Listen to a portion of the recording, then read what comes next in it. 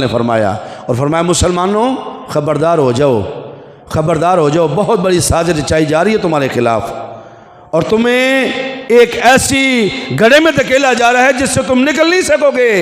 علامہ اقبال نے فرمایا کہ وفا کا کش جو موت سے ڈرتا نہیں کبھی، وفا کا کش موت سے ڈرتا نہیں کبھی، روح محمد اس کے جسم سے نکال دو، اس کی سوچ کو دے کے فرنگی تخیلات، اس کی سوچ کو دے کے فرنگی تخیلات، ان کو انگریز بنا دو، ان کا لباس چینج کر دو، ان کی سوچ چینج کر دو، ان کے منہ سے داڑیاں اتروا دو، ان کے سر سے پگڑیاں اتروا دو، مسلمانوں والا رنگ روپ چھین لو، ان کو انگریز بنا دو، فرنگی بنا دو، اور اس پہ فخر کریں۔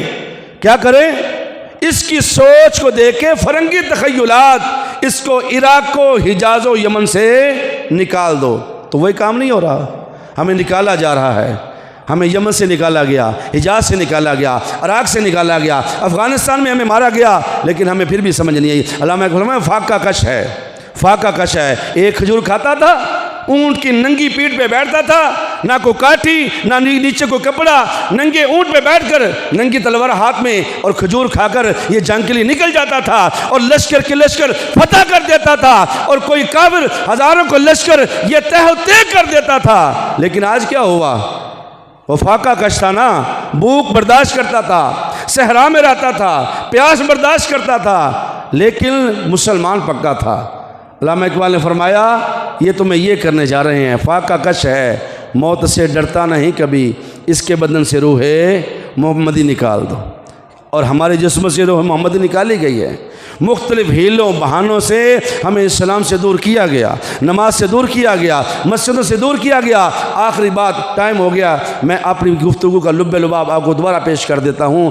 آج کا دن مسلمانوں کے لیے اتفاق، اتحاد اور اخوت اور بھائی چارے کا دن ہے۔ آج کے دن عہد کریں ہم مسلمانوں نے وہ کام کرنے ہیں جو مسلمانوں کے مفاد میں ہو، جو اتحاد ہو، جو اتفاق ہو اور بھائی چارہ قائم ہو۔ ہم نے وہ کام کرنا ہے، کبھی بھی کوئی ایسا کام نہیں کرنا جس سے مسلمانوں کے بھائی چارے کو نقصان ہو۔ میں پھر دوبارہ عرض کر دیتا ہوں، یہودی حضرت موسیٰ علیہ السلام کے پیروکار ہیں، عیسائی حضرت عیسیٰ علیہ السلام کے پیروکار ہیں۔ جب یہودی مذہب عروج پر تھا تو اللہ تبارک و تعالیٰ نے یہودی مذہب کو ختم کرنے کے لیے منسوخ کرنا تھا نا، نیا نبی آنا تھا، حضرت عیسیٰ علیہ السلام تشریف لائے، لیکن یہودیوں کو یہ پسند نہ آیا کہ ہمارا مذہب چل رہا تھا، ہماری کتاب چل رہی تھی، تو رات پڑھ رہے تھے، موسیٰ علیہ السلام کی پیروی ہو رہی تھی، احکامات پہ عمل ہو رہا تھا، اب یہ نیا نبی کیوں آیا؟ نیا نبی کیوں آیا؟ تہمت لگائی، اے مریم تیری تو شادی نہیں ہوئی، بچہ کہاں سے آ گیا؟ حضرت عیسیٰ علیہ السلام کیا فرماتے ہیں؟ قال انی عبد اللہ، بچپن میں کلام فرمایا، ماں کا دودھ پہ رہے تھے کلام فرمایا، انی عبد اللہ، اللہ کا بندہ ہوں، آتانی الکتاب، اللہ نے کتاب عطا فرمائی، وجعلنی نبیّا، اور اللہ نے نبی بھی بنایا۔ اب یہودیوں کو فکر لاحق ہو گئی، اب یہ نبی آ گیا تو ہمارا تو دین منسوخ ہو جائے گا۔ انہوں نے کیا کیا؟ حضرت عیسیٰ علیہ السلام اور ان کی والدہ محترمہ پر تہمتیں لگانے شروع کر دی۔ یہودی مذہب میں حضرت عیسیٰ علیہ السلام کو اچھا نہیں سمجھا جاتا، یہودی مذہب میں حضرت مریم کو اچھا نہیں سمجھا جاتا، لیکن جب مسلمانوں سے لڑنے کی بات آتی ہے تو کیا ہوتا ہے؟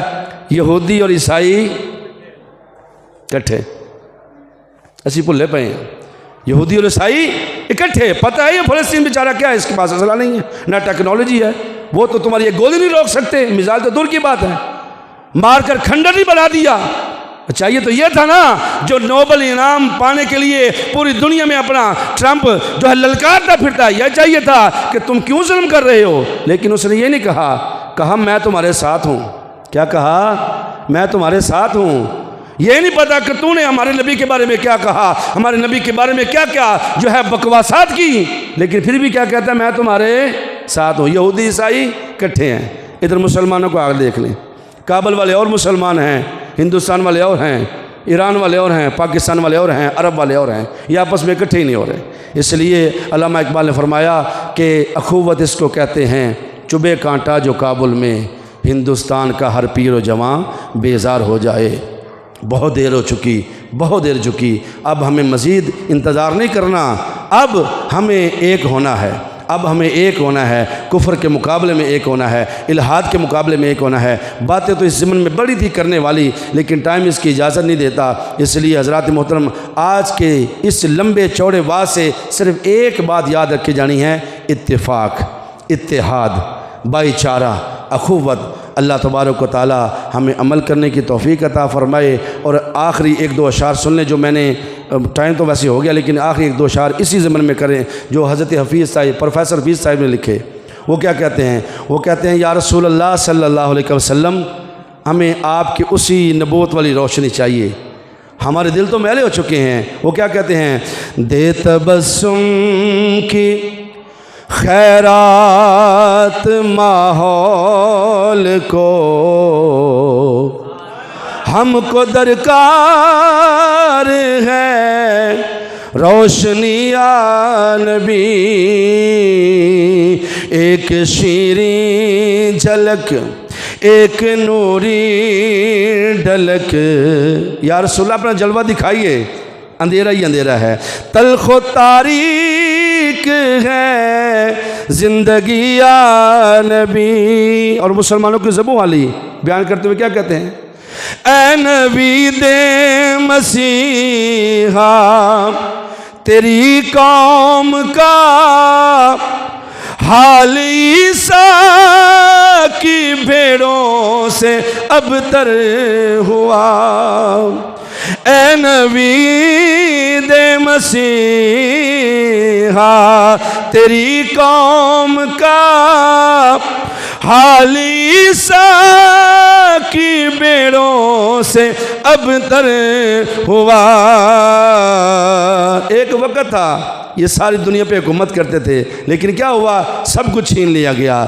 اس کے کمزور اور بے ہنر ہاتھ سے، اللہ کرے مسلمانوں کو سمجھ آ جائے، اس کے کمزور اور بے ہنر ہاتھ سے چھین لی چرخ نے برتری یا نبی۔ کام ہم نے رکھا صرف اذکار سے، تیری تعلیم اپنائی اغیار نے۔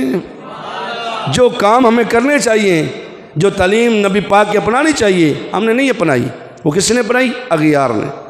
سارا عمل انہوں نے کیا، صرف کلمہ نہیں پڑھا، باقی سارے کام وہی کرتے ہیں جو نبی پاک نے فرمایا، اس لیے تو ہم پہ حکومت کر رہے ہیں، پوری دنیا پہ چھائے ہوئے ہیں۔ کام ہم نے رکھا صرف اذکار سے، تیری تعلیم اپنائی اغیار نے۔